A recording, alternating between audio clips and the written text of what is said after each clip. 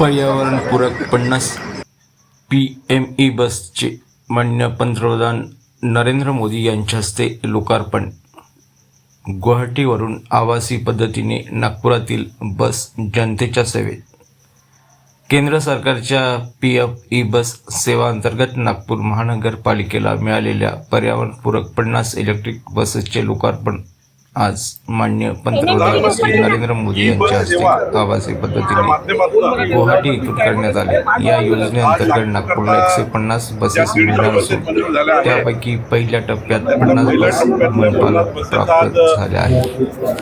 ही buses आहे अर्धा तासाच्या चार्जिंग 250 किलोमीटर चालणार आहे.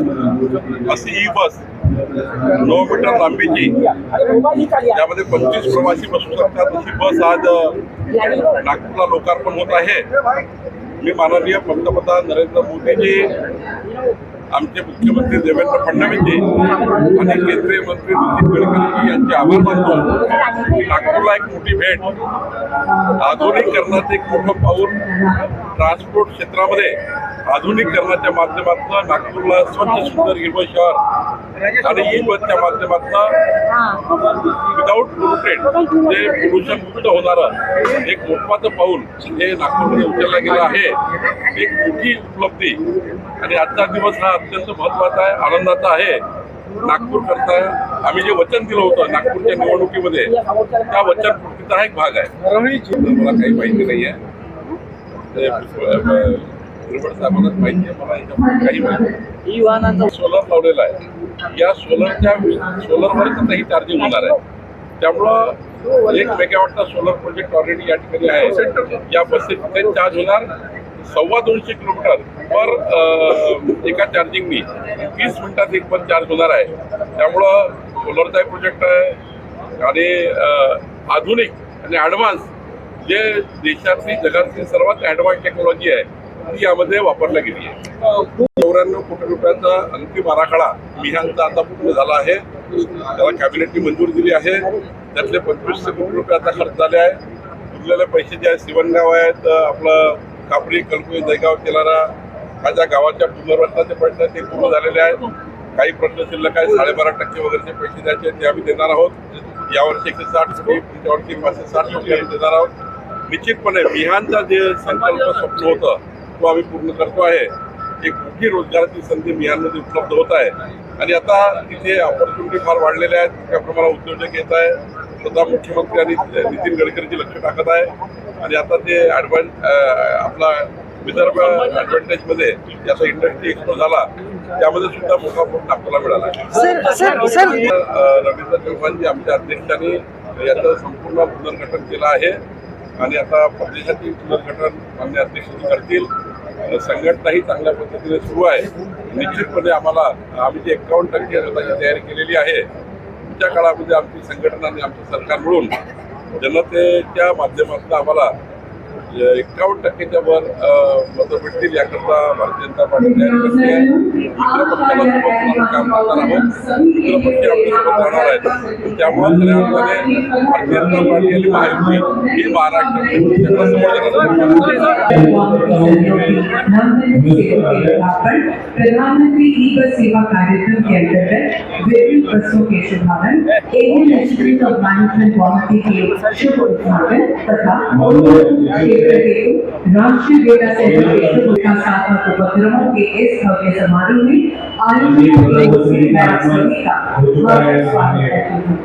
अब हम विकास हमारे आज के मुख्य अतिथि प्रधानमंत्री नरेंद्र मोदी का अभिवादन करते हैं। माननीय विधान परिषद सदस्य उनका स्वागत है और कांग्रेस के तेजस्वी पराक्रमी विद्वान नृपति कुमार भास्कर वर्मा की खाम शैली पेंटिंग जो असम के स्वर्णिम कपड़े मुगा पर बनाई गई है।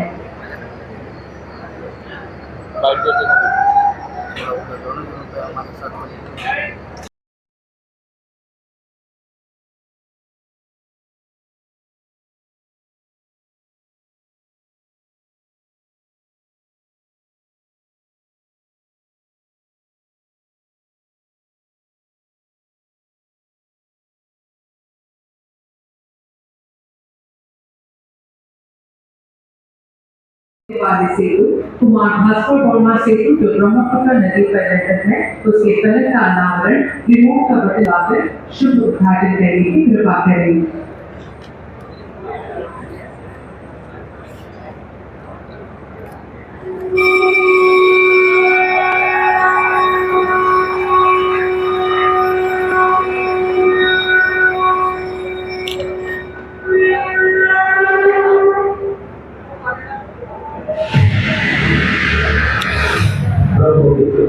आधुनिक कनेक्टिविटी का नया प्रतीक इंजीनियरिंग को देश का सबसे लंबा एक्सप्रेस कुल लंबाई 1240 मीटर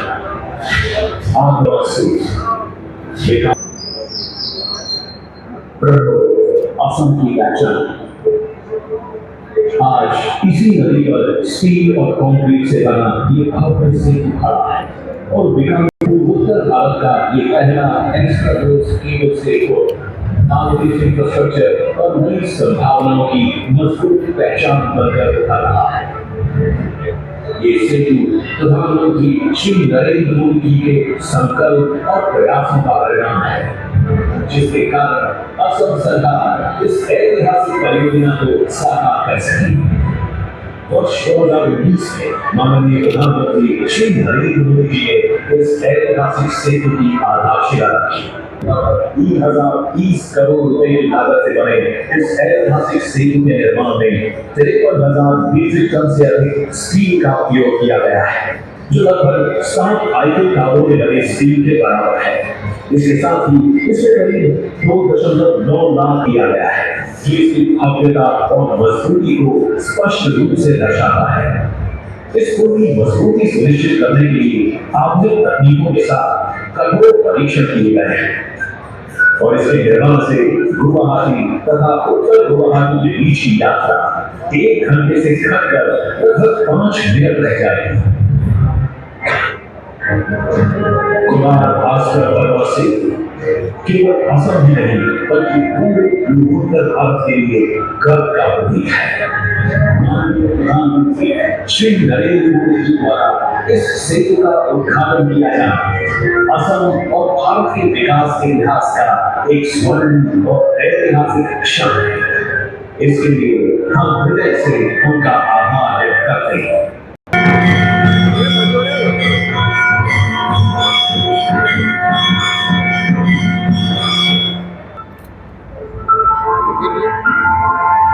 जा रहा है अपनी सशक्त पहचान।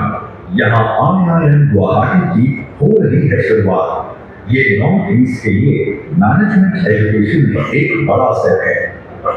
शिक्षण संस्थान की जड़ें जितनी गहरी होती है, देश की शाखाएं उतनी ही ऊंचाइयों को छूती है।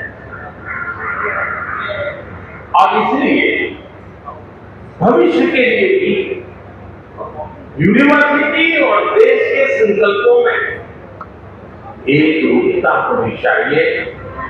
भारत सरकार और इंफ्रास्ट्रक्चर सेटअप के लिए करीब 10 करोड़ रुपए का वन टाइम सपोर्ट तय किया गया है। साथ ही पोस्ट ग्रेजुएट प्रोग्राम यानी master of business administration MBA शुरू करने की भी अनुमति दी गई है।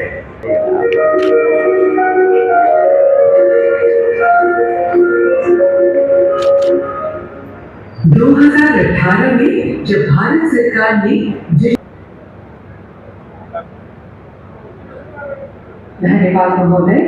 अब मैं माननीय प्रधानमंत्री जी से अनुरोध करती हूँ कि वे प्रधानमंत्री ई बस सेवा के तहत इस घटक के फलक का अनावरण रिमोट का बटन दबाकर करने की कृपा करें।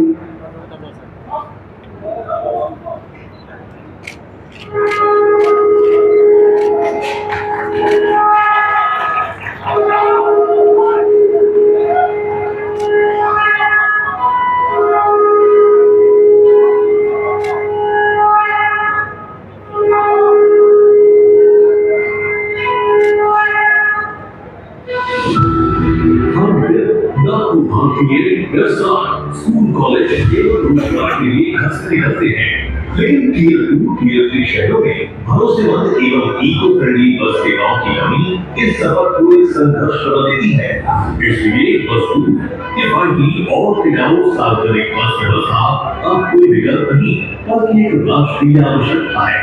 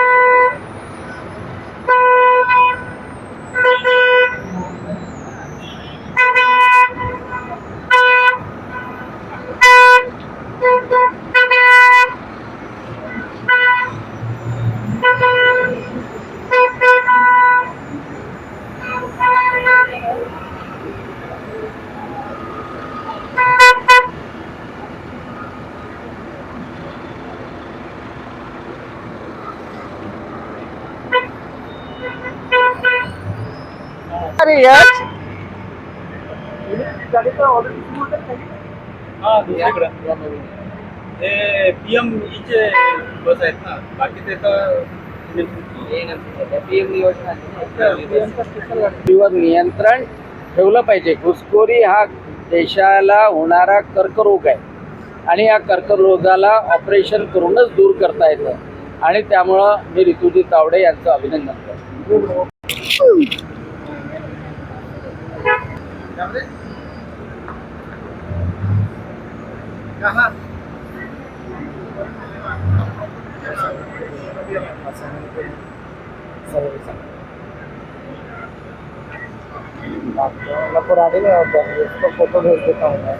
निश्चितपणे प्रदूषणाचा विषय आहे.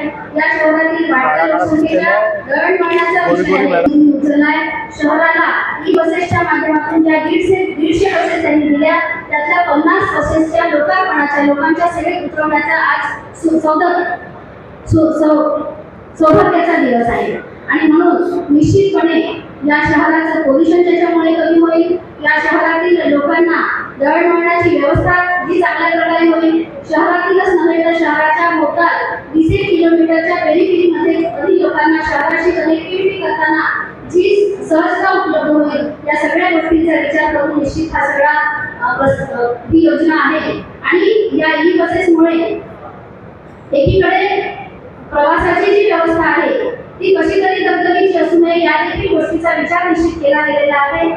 मोठी बस 25 सीटर असणारी बस केवळ अर्ध्या तासाच्या चार्जिंगमध्ये साधारणतः 200-250 किलोमीटर चालणारी बस अशा प्रकारचं ची ही रचना आहे आणि त्यामुळे नागरिकांना चांगल्या प्रवासाची व्यवस्था मिळणार आहे, चांगल्या प्रवासाचा अनुभव मिळणार आहे. मी नागपूर महानगरपालिकेच्या वतीने महापौर म्हणून आणि मंचाचे सर्व पदाधिकारी आणि अधिकारी या सर्वांच्या वतीने माननीय नरेंद्रजी मोदी आपले लाडके पंतप्रधान यांचे आभार या ठिकाणी व्यक्त करते. बोलणं थांबवते. नमस्कार, धन्यवाद. बहुत बहुत धन्यवाद माननीय महापौर और हमारे बीच में कृष्णा खोपड़े जी, मेघना वसंत जी से अनुभव देने की में आए और अपना प्रदर्शन करें.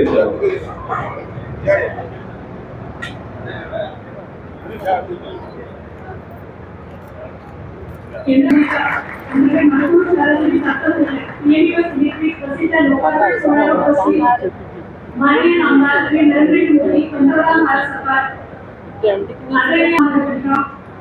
तसेच सन्माननीय आमदार श्री संदीप जोशी साहेब, तसेच सन्माननीय आमदार श्री कृष्णा खोपडे साहेब, तसेच व्यासपीठावर उपस्थित उपमहापौर, तसेच